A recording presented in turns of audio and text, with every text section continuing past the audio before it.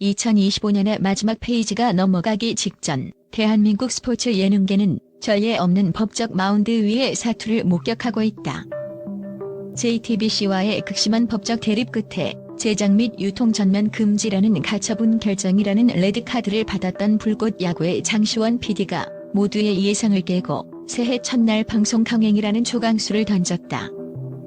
이는 단순한 방송 재개를 넘어 법적 테두리와 콘텐츠 권력의 경계선을 교묘히 파고드는 전략적 투혼이자 기존 미디어 문법을 정면으로 거스르는 거대한 도전이다. 정적에 잠겨있던 연말의 새벽을 깨우는 새해 첫 방송 확정이라는 단 한 줄의 알림은 이제 방송국의 편성표가 아닌 팬덤의 알림 설정이 콘텐츠의 생사여탈권을 쥐고 있음을 알리는 서막과도 같았다. 이번 불꽃 야구 36회 특별 편성이 스포츠 미디어 업계에 준 첫 번째 충격은 법적 결정의 사각지대를 파고든 제작 시점의 미확과 장시원 PD의 계민한 전략적 판단력에 있다. 지난 12월 19일 서울중앙지법의 가처분 인용 결정은 사실상 불꽃 야구의 사형 선고와 다름없었다. 당시 법원은 채무자는 해당 프로그램의 제작, 편집, 방송, 유통을 지속해서는 안 된다라고 명시했다. 하지만 장 PD는 발표는 이후에 제작은 이전에라는 절묘한 프레임을 구축했다. 법조계와 방송 관계자들의 증언을 종합하면 36회 분량은 가처분 결정이 내려지기 최소 2주 전인 12월 초순에 이미 최종 믹싱과 마스터링 단계까지 마친 상태였다. 이는 법적으로 새로운 제작 행위를 금지한 판결의 효력 범위를 정교하게 우회하는 행위이다. 법조계 전문가들에 따르면 가처분 결정은 일반적으로 결정 시점 이후에 발생하는 작위를 중단시키는 데 목적이 있다. 만약 결정 이전에 모든 제작 공정이 완료되었다면 이를 단순히 송출하는 행위가 새로운 편집이나 지속적인 제작에 해당하지 않는다는 법리적 해석의 틈새가 생긴다. 장 PD는 이 미묘한 법의 빈틈을 파고들어 독점적 배급권을 주장하는 JTBC라는 제도권 채널이 아닌 개인 스튜디오 플랫폼인 스튜디오 시온을 직거래 창구로 활용함으로써 법적 회색지대를 선점했다. 이는 콘텐츠의 소유권이 플랫폼이 아닌 창작자에게 있음을 시위하는 행위로도 풀이된다. 데이터 측면에서 분석해보면 장시원 PD의 이러한 행보는 더욱 치밀했다. 가처분 직후인 22일 기존 영상들이 대거 비공개 처리되는 초유의 사태 속에서 업계는 팬덤의 이탈을 점쳤으나 결과는 정반대였다. 유튜브 데이터 분석 툴에 따르면 해당 기간 스튜디오 시온 채널의 구독자 이탈률은 놀랍게도 마이너스를 기록했으며 오히려 신규 구독자 수는 하루 평균 1.2만 명씩 증가하며 팬덤의 응집력이 극대화되는 양상을 보였다. 장 PD는 가처분 결정 이후 이어진 침묵의 기간을 단순히 숨고르기가 아닌 스태프들과 함께 최후의 한 방을 송출하기 위한 기술적 점검과 여론전의 타이밍을 재는 전략적 동면으로 활용했다. 이는 미디어 권력이 방송국에서 개인 크리에이터로 이동하는 과정에서 발생하는 갈등을 정면으로 돌파한 사례이자 법적 규제라는 강력한 외압조차 무력화시키는 콘텐츠 자체의 자생력과 디지털 배급망의 유연성을 증명한 현대 미디어사의 기념비적인 사건으로 기록될 것이다. 더 나아가 장 PD의 이러한 결정은 스포츠 투혼이라는 사사적 프레임을 방송 제작 환경에 그대로 이식하며 콘텐츠를 하나의 신념 체계로 격상시켰다. 그는 우리는 삶이라는 마운드에 섰습니다. 마지막 한 회를 남겨두고 떠날 수는 없습니다라는 메시지를 던지며 자신과 제작진을 9회 말 2아웃 상황에서 끝내기 홈런을 노리는 외로운 타자로 포지셔닝했다. 이러한 메시지는 단순한 감성 호소를 넘어 스포츠 팬들의 무의식에 잠재된 승부사 기질과 공정성에 대한 갈망이라는 감성적 기제를 강렬하게 자극했다. 팬들은 이를 단순한 방송 편성 공지가 아니라 거대 자본의 횡포에 맞서 자신의 예술적 완결성을 지키려는 창작자의 최후의 항전이자 스포츠 정신의 발현으로 인식하기 시작했다. 실제로 스포츠 심리학 전문가들은 이러한 현상을 언더독 효과의 가장 극단적이고도 정제된 형태로 분석한다. 이는 대중이 강자의 압박에 맞서는 약자에게 심리적으로 동조하고 응원하는 현상을 의미한다. 전문가들은 이번 사태에서 장 PD가 구축한 마운드라는 비유가 권위 있는 기관에 대항하는 개인의 투쟁의 강한 도덕적 정당성과 서사적 카타르시스를 부여했다고 지적한다. 특히 은퇴한 야구 선수들이 주축이 된 프로그램의 특성상 마지막 기회라는 테마는 시청자들에게 단순한 재미를 넘어선 숭고함까지 전달했다. 공지 직후 알림 설정 비율이 단숨에 300% 폭증하고 관련 영상의 댓글 창이 제작진에 대한 응원과 본방 사수 결의로 도배된 것은 팬들이 더 이상 단순한 관찰자가 아님을 증명한다. 이들은 이제 창작자의 권리를 지키는 디지털 가디언이자 법적 규제라는 장벽을 여론의 힘으로 무너뜨리려는 강력한 행동 주체로 자처하고 나섰다. 세 번째로 주목할 점은 JTBC라는 거대 미디어 자본과 장시원이라는 개인 IP 간의 비대칭 전력 전술이 현대 미디어 권력 구조를 어떻게 해체하고 있는가에 대한 심층적 분석이다.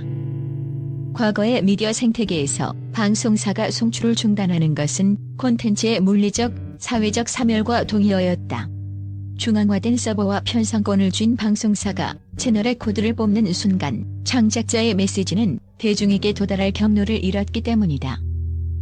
하지만 장 PD는 본편이 삭제된 가처분 전국 속에서도 훈련 영상, 현장 쇼츠, 미공개 티저 클립 등을 끊임없이 누출하며 유튜브 알고리즘의 생명력을 유지하는 고도의 디지털 게릴라전을 구사했다.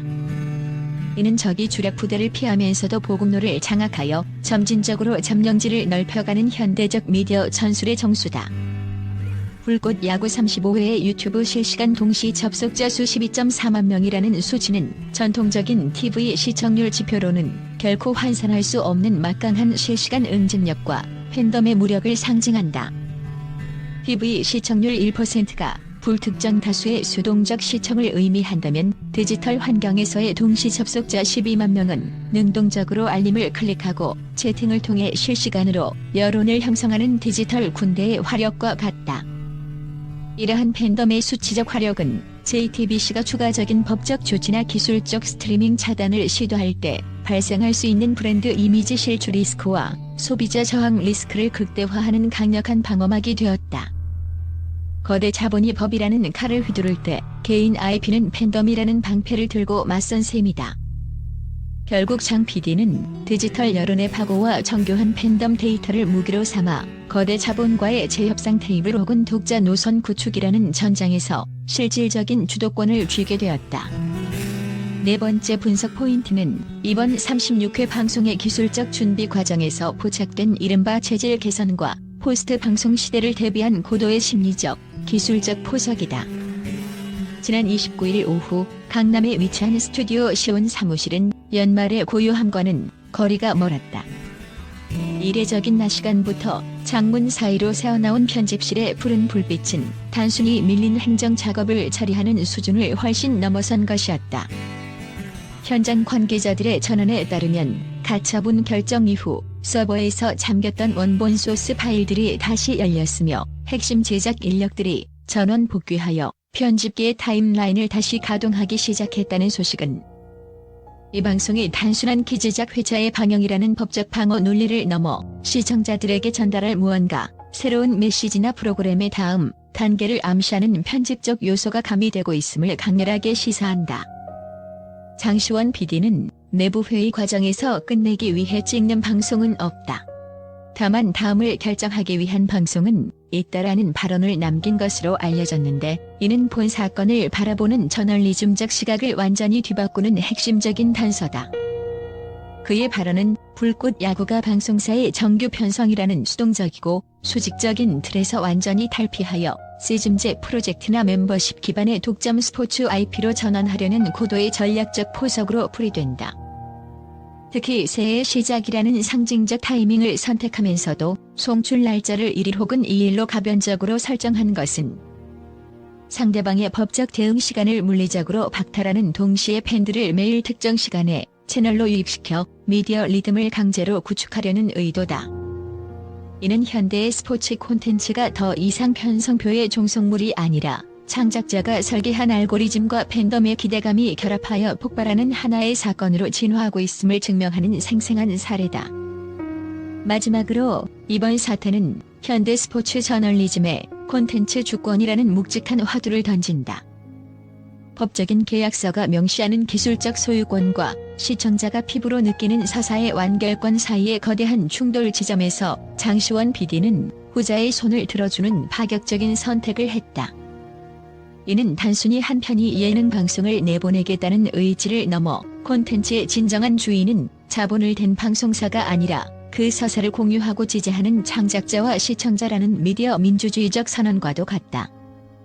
출연진들이 개인 SNS를 통해 아직 마운드는 남아있다, 다시 모였다고 외치는 행위는 이 프로그램이 단순한 고용관계에 기반한 직장이 아니라 승리와 패배의 서사를 함께 써내려가는 운명 공동체이자 실체가 존재하는 가상 구단임을 대외적으로 선포하는 의식이다. 이러한 결속력은 스포츠 저널리즘이 정의하는 팀워크의 개념을 미디어 제작 현장으로 확장시킨 사례로 평가받는다. 장시원 PD와 스태프, 그리고 출연진들은 이제 법적 공방이라는 거대한 장벽 앞에서 스퀴즈 번트를 대는 심정으로 36회 방송이라는 승부수를 던졌다.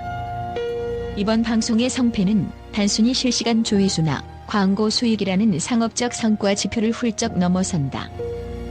그것은 금지된 방송이 사회적으로 얼마나 큰 문화적 파고를 일으키고 그 여론의 힘이 경직된 법적 규제와 자본의 독점 논리를 얼마나 무색하게 만드는가에 달려있다. 결국 장시원의 36회는 예능 역사의 마침표가 아니라 플랫폼의 독점 권력이 창작자와 팬덤이라는 양대 주체에게로 급격히 이동하는 뉴미디어 혁명의 시작점이 될 가능성이 매우 높다. 새해의 첫 새벽, 마운드에 선 장시원이 던질 공은 단순한 특별 방송이 아니다. 그것은 거대 미디어 권력을 향한 묵직한 직구이자 우리 시대 콘텐츠 주권을 향한 질문이다. 우리는 이제 그 공이 시청자라는 미트 속에 어떤 소리를 내며 박힐지 지켜볼 준비가 되어 있다.